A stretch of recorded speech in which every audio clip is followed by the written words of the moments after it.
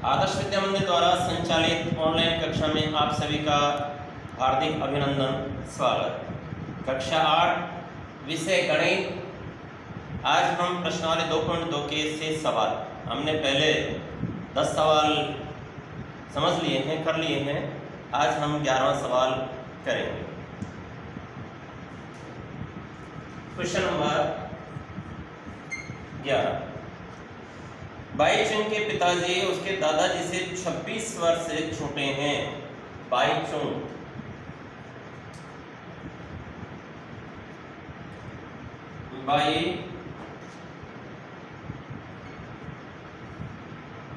के पिताजी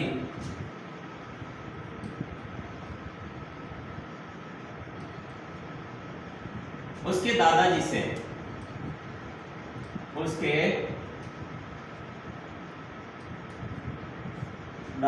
से 26 वर्ष छोटे हैं। 26 वर्ष छोटे हैं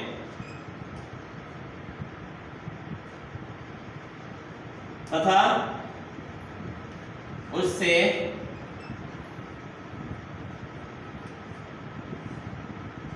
29 वर्ष बड़े हैं।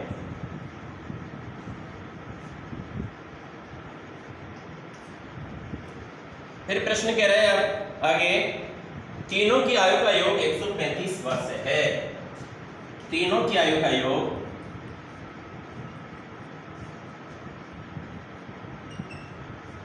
तीनों की आयु का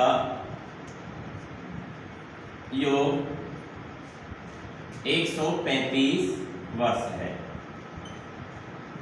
अब प्रश्न कह रहा है कि तीनों की आयु याद कीजिए। बाई चुंग की भी याद करनी है हमको, पिताजी की करनी है और उसके दादाजी की।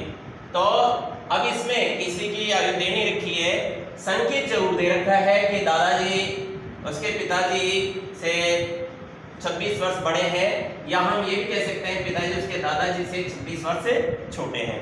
तो हम प्रश्न करेंगे, माना बाई चुंग की ई छोटी है, इसमें आयु x वर्ष। प्रश्नानुसार, अब जैसे प्रश्न कह रहा है उस अनुसार हम देखेंगे कि उसके पिताजी उससे 29 वर्ष से बड़े हैं। बाई चुंग के पिताजी बाई चुंग से 29 वर्ष बड़े हैं, तो बाई चुंग के पिताजी की आयु, बाई चुंग के पिताजी की आयु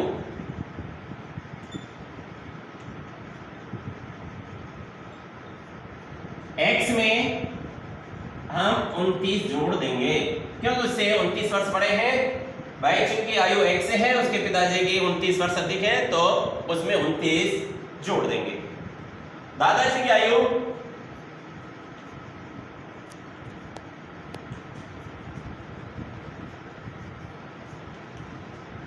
प्रश्न देखिए, यहां लिख रखा है छोटा, किससे? पिताजी से।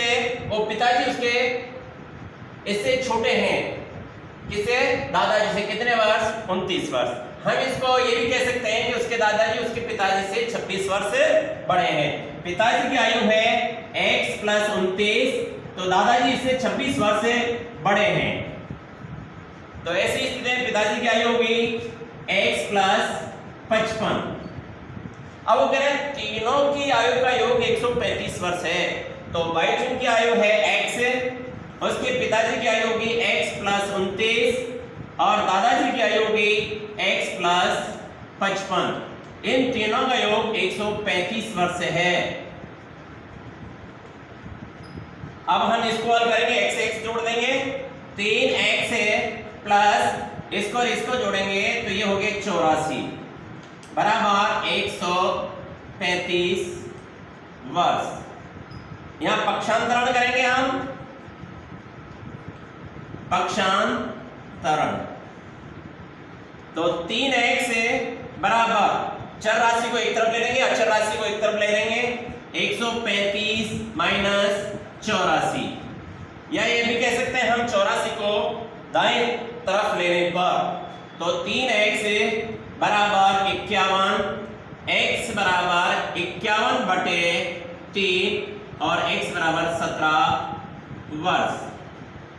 अब x किसकी मानी हमने आयु, x है बाई चुन की, तो बाई चुन की आयु होगी x बराबर 17 वर्ष। पिताजी की आयु x प्लस 29, तो 17 प्लस 29 इसको जोड़ लेंगे हम, तो ये हो गए 46 वर्ष। और उसके दादाजी की हो गई x प्लस 55 बराबर 17 प्लस 55, ये हो गई 72 वर्ष। तो इस प्रकार हम देखेंगे तीनों की आयु 17 वर्ष से 46 वर्ष और 72 वर्ष। अब यदि हमको सही जांच करना है, तीनों की आयु जोड़ लेंगे 135 आएंगे, 17 प्लस 46 प्लस 72 इनको जोड़ेंगे तो 135। इस प्रकार इस प्रश्न को हल करेंगे। इसके बाद में प्रश्न नंबर अगला 12।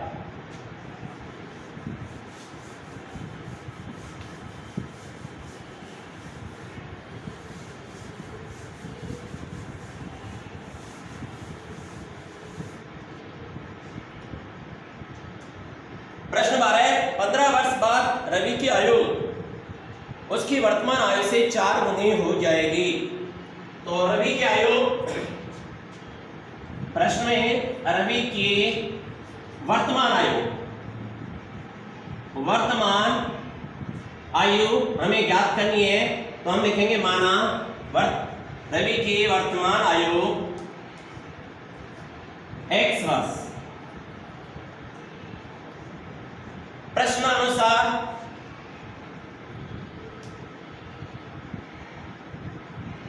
प्रश्न कह रहा है 15 वर्ष बाद, आज वो x वर्ष का है तो 15 वर्ष बाद वो x प्लस 15 हो जाएगा। और वो कह रहा है वर्तमान आयु से 4 गुनी हो जाएगी, तो वर्तमान आयु है x है तो 4 गुनी हो जाएगी तो 4x हो जाएगी। अब इसको हल करेंगे, वही पक्षांतरण करेंगे, x एक तरफ ले लेंगे x और 4x हो जाएगा 4x माइनस, या इसको इधर भी लिख सकते हैं बराबर 15, तो 3x बराबर 15/3 बराबर 5 वर्ष। तो रवि की वर्तमान आयु 5 वर्ष होगी। प्रश्नानुसार 4 वर्ष बाद इसको 4 से गुणा करेंगे 20 वर्ष हो जाएंगे, तो ये कह रहा है कि वर्तमान में 15 जोड़ेंगे तब भी 20 होते हैं। इस प्रकार ये प्रश्न हमारा हल होगा। इसके अनुसार हम देखते हैं x का मान 5 आया, 5 प्लस 15, ये कह रहा है 4 गुणा 5, तो दोनों का योग 20 हो गया। तो अर्थात हमारा प्रश्न सही जो हल किया है बिल्कुल सही है। अगला प्रश्न देख रहे हैं हम, प्रश्न नंबर 13। एक परिमेय संख्या को 5/2 से गुणा करने पर, तो परिमेय संख्या ज्ञात करनी है, हम लिखेंगे माना परिमेय संख्या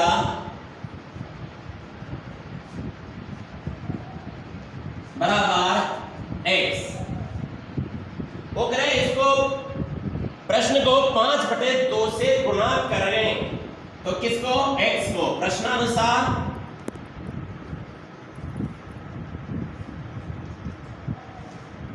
x को 5/2 से गुणा करेंगे, और प्रश्न कह रहा है गुणा करने के बाद इसमें 2/3 जोड़ेंगे। 2/3 जोड़ने पर उत्तर आ रहा है इसका -7/12। तो ये हो गया हमारा 5/2 x प्लस 2/3 बराबर -7/12। पक्षांतरण करेंगे, पक्षांतरण करने पर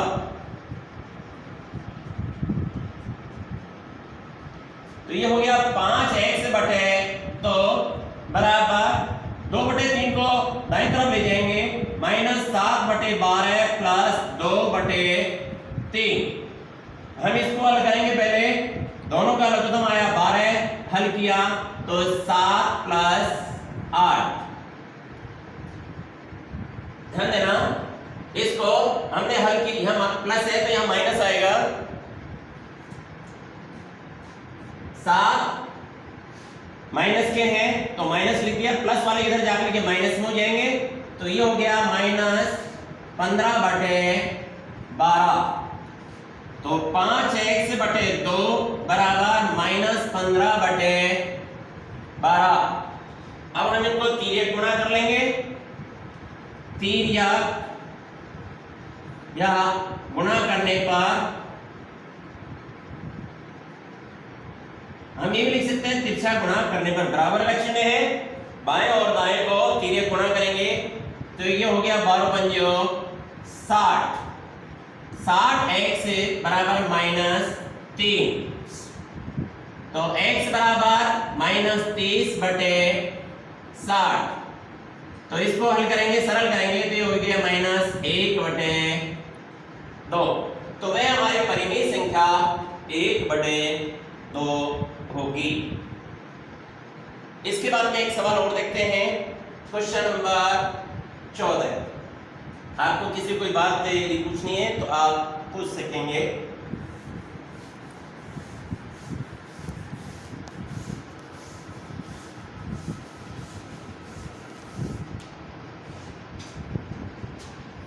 क्वेश्चन नंबर 14 दे रखे हैं हमारा, लक्ष्मी एक बैंक में खजांची है, उसके पास नकदी के रूप में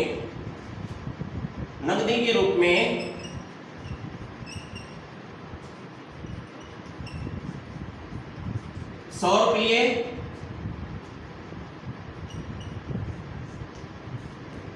50 रुपये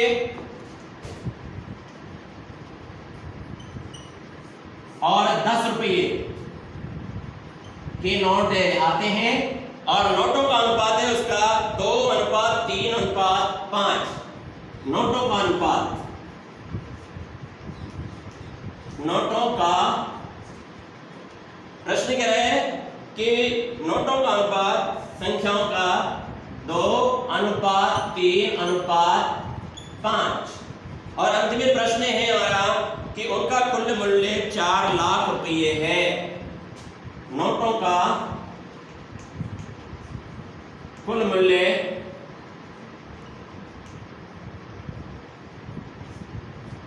4 लाख रुपये है। तो प्रश्न कह रहा है कितने कितने रुपये हैं, ये हमें ज्ञात करना है। तो हम लिखेंगे, माना 100 रुपये के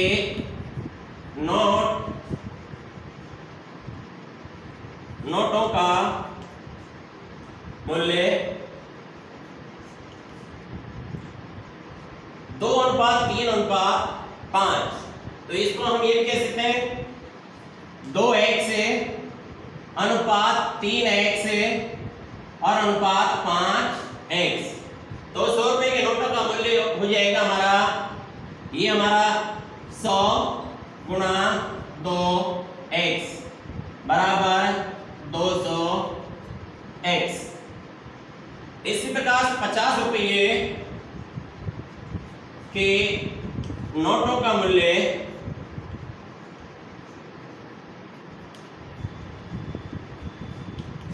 3x है, 50 गुणा 3x बराबर 150x।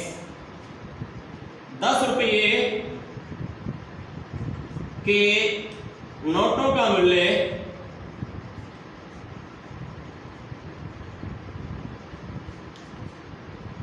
10 गुणा 5x बराबर 50x।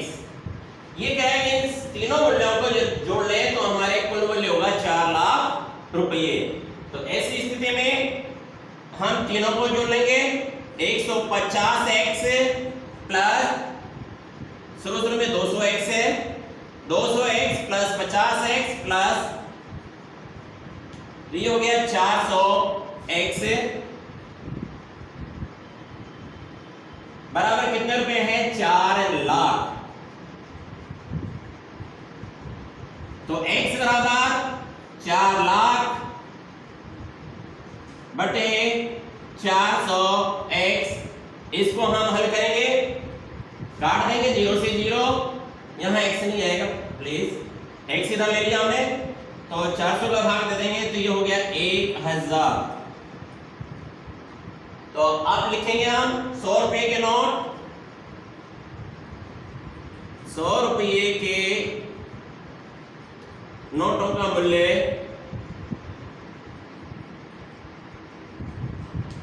कितना है हमारा? 2x, और x का मान आ गया 1000, तो 2 गुणा 1000 बराबर, ये हल करेंगे हम तो ये हो गया 2000। इसके बाद में 50 रुपये के नोटों, प्रश्न कह रहे हैं, एक मिनट, प्रश्न कह रहा है उसके पास कितने कितने नोट हैं, तो ये मूल नहीं है, नोट है 100 रुपए का के नोटों की संख्या 50 रुपए के नोटों की संख्या बराबर 3x है, तो 3 गुणा 1000 बराबर 3000, और 10 रुपए के नोटों की संख्या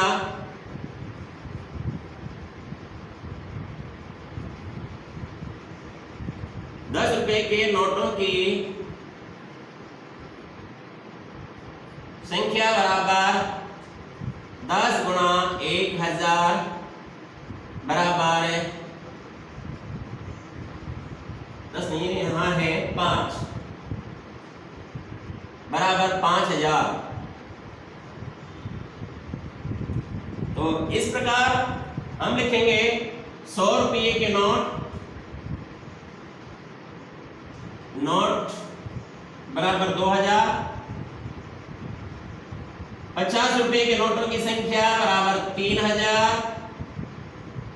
और 10 रुपये के नोटों की संख्या बराबर 5000 रुपये, 5000 होगी।